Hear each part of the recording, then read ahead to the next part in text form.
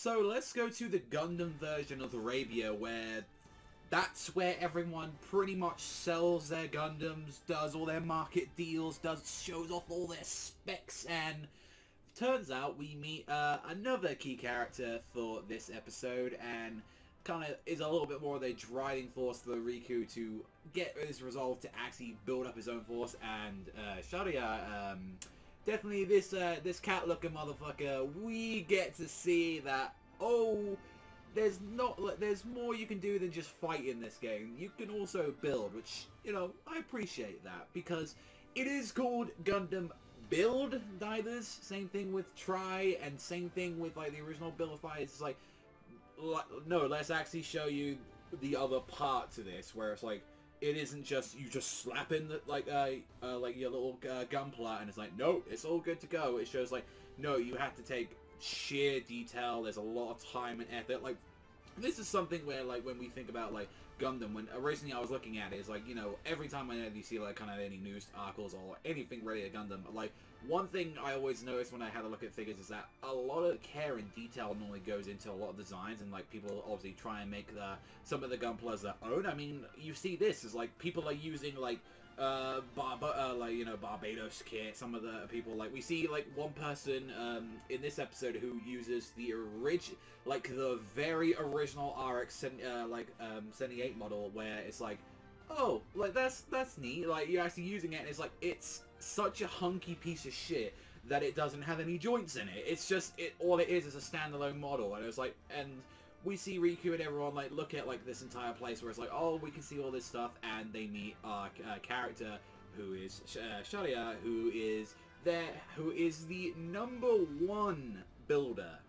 May I add you? It's like, no, so we already know someone of the powerful force like Tiger Wolf, but, like, no, we know someone straight like Sharia as well, which is like Tiger Wolf, kind of like when he's talking to Maggie about it, it's like he's a very pompous kind of like kind of idiot. The way how he describes him seems like they have quite a bad relationship, and you see, like, he's like, his whole thing is like, it doesn't matter unless there's, like, love and passion into your work. You could have shit, because he, like, goes up and has a look at Riku's model. He looks at Yuki's one, and, like, I can see some some actual, like, you know, care and dedication to these machines. The only problem is that you're so new at it that you clearly have no idea what you're doing. But as long as you put your effort into it, you know, the whole shonen fucking spiel to it. I mean, he keeps his identity for the most part, because a main driving force of this episode is, like, oh, there's one guy pretending to be him, pretending to be Sharia, and it's like, no, let's have a look at my giant model. And with our other chick that we got introduced to, like, as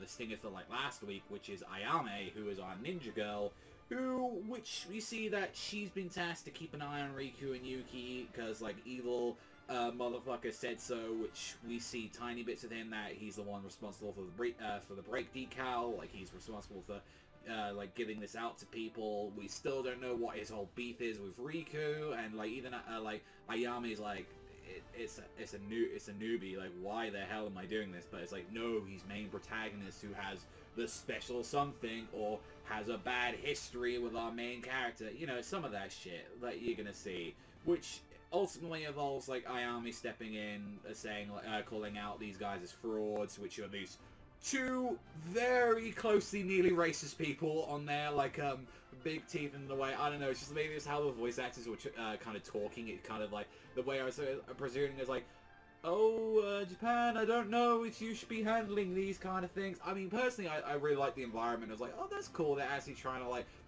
show people a different nationality and, like, you know, races and, like, worlds and all that, because stuff like that exists in I mean, most of the Gundam Iron-Blooded Orphans just lives in a fucking destroyed just remains of, like, a shitty mining, like, plot, where it's just like, it's nothing but just dust and sand and area, and it's like, looking at this place, it's like, this is a really pretty area and all that, like, from how you get see, and, like, I like some of the little backgrounds that we got to see in this episode, but it wasn't, like, really a driving episode. I felt like this was on par as probably maybe the Tiger Wolf episode, because it was more of a, like, oh, here comes, you know, the bad guy that we're doing, like, when Gundam, the original Gundam did this, where it's like, no, let's have Toy of the Week, let's go against Baddie of the Week. It's like, at that point, I'm like, like, I mean, we knew already that he was going to be a bad guy, and it was like, oh, but no, he's Sharia, because, of course, like, he's a builder, and he keeps himself mysterious. Although, I do like the fact that a big part of this episode was that Riku and Yuki and, like, everyone else didn't bring their Gundams. They didn't bring them at all. It was like, we were just planning to look today. We wasn't planning on getting a fight, and they actually had to use Sharia's, one of his, like, his main Gundam, which was, like, they controlled a giant jet, like, booster pack that they had, which combined with his, it was called, I forget what it was called, it was the Gundam something Scheherazade, that he was using, which looks rad, I'm not gonna lie. I appreciate when you have 4 different multicolored cannons, and you just, like, you're hearing the charging noise, boom, like, it's just, like, blasting them to pieces, so you can, like, no, you can see that, like, going down, and, I mean, it shows as well as, like, oh, hey, like, as they tried to rescue Ayame because she got into trouble with these guys, and I was like, oh, hey, you can see that Riku's kind of building a little bit of the trust with her because he's main protagonist and went out to save them, because her clear thing is that she has severe trust issues. That was, like, shown immediately, where, like, I mean, she did the Theta and, like at the start of the episode when they were stuck in the desert, helped them out, but it's like, she clearly is the person that doesn't get associated with people. She doesn't really want to, like, seems like she's had severe trust issues in the past, like someone probably betrayed her or did some shady shit to her, and we still don't obviously know the history with her and this mysterious guy.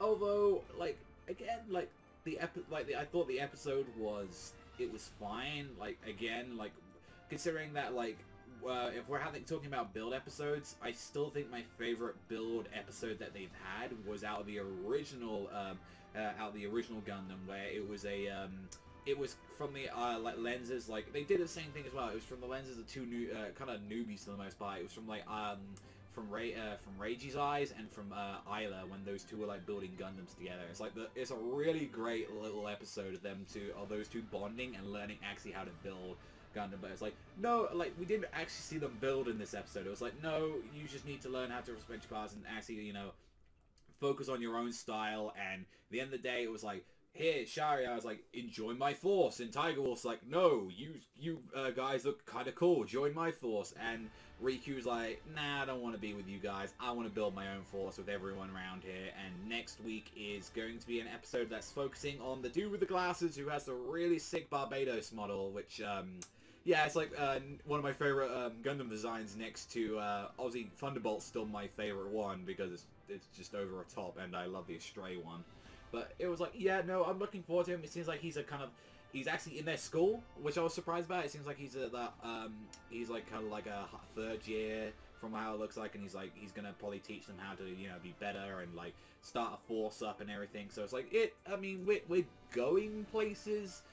It's just every episode is like, what is the lesson to learn today? It's like, you know, with your Gundam, it's like, oh, you got to treat it correctly. You got, you know, how you work with your friends and all that. It's like, you know, kind of don't be scared of this, right? Like, we've had all this stuff so far, and it's like, again, we're 5 episodes in, and I feel like I've given the series more of a fair shake at this point. Like, normally I like to give 3 to 4 episode rule for a lot of points. It's like, this show still isn't doing really anything for me where it's like, oh no, this is complete, like, I would heavily recommend this as, like, you know, over, like, you know, Bill Fighters or Try or Island Wars or like anything. I still think my favorite thing out of the entire series is still the prologue. I still think the Divers prologue is probably the best part of it. I mean, I have a multitude of reasons, but it's not bad. Like, I don't think it's bad. It's just definitely, this is a series where it's like, this is clearly going to another audience than what the other 2 were going for, and it's like, this is more kind of going for, like, we want to kind of, like, be for a more younger audience, because I felt like Fighters and Try were more trying to go for, like, teenagers, for the most part. I mean, even still, they were pretty kiddie for the most part as well, but it's just like, like, it's going for, like, a multitude of reasons, where it's like, Riku just, so far, has been a blank piece of bread for me, for the most part, where it's like, he is just main protagonist in a nutshell. He is just good, like, good boy, brown hair, never has a bad thing really to say, apart from when the villain does something really evil or bad to his friends, and, like, has determination and love, you know, all that fucking spiel. And it's like, so far there hasn't been a character that I've truly grasped on. I mean, Tiger Wolf's pretty dope. I mean, he's alright. I mean, Maggie's quite funny, but it's like, none of them have truly grasped me yet, like Fighters or Tri-Fighters, so it's like, yeah, no, like, overall, like, I think I'm, at this point, I'm probably going to see where next episode leads me. If not, that might be where I stop for a while, unless I hear people saying, like, no, it picks up once they start doing force battles and stuff like that, because at the moment, yeah, middle of the road to me for, the divers at the moment. So, yeah, overall, I think this was another, I think it was better than, like, I think I preferred this one from last week for a little bit, because of some of the characters that got introduced, but 5.5 to, like, a 6. Like, it was still, like, a I think it was slightly above average, but it was like there wasn't anything too special for me. But like, again, there's something to catch up, a nice time breather and all that to watch on Crunchyroll, or even on the Gundam site as well that they have on there. So let me know what you guys think in the comment section down below what you think about this episode. But that's all for me. Thanks so much for watching, and I'll see you guys though next time.